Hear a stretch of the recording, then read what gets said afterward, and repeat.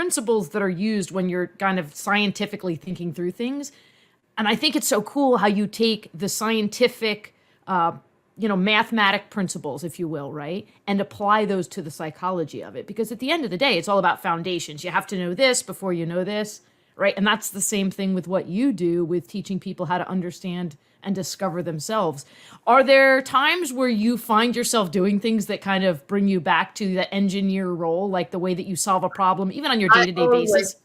I always do. So when somebody has something and they want to work, or they want my advice on something, or they want to work with me, I first define the problem. That's what an engineer does. What is the problem we're solving? Because we cannot start solving a problem if we don't understand what the problem is.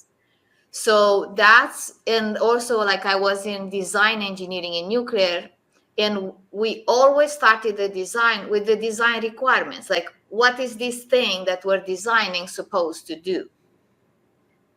So I always ask for preparation. So whoever works with me, for whatever reason, I ask for preparation. What's the problem? What's the intention? What are we doing? What are we solving? Because when you ask a business question, like what's the next step in my business, it's so vague. Like what are we trying to achieve? Like in your business, like are we growing? Are we like, what is it that we are looking for the end goal in order for us to solve the problem?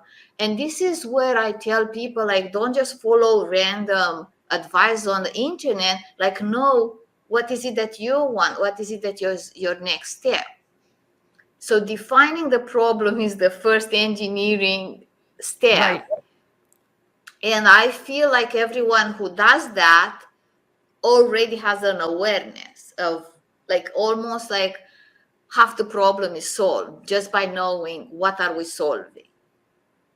Yeah, that's brilliant.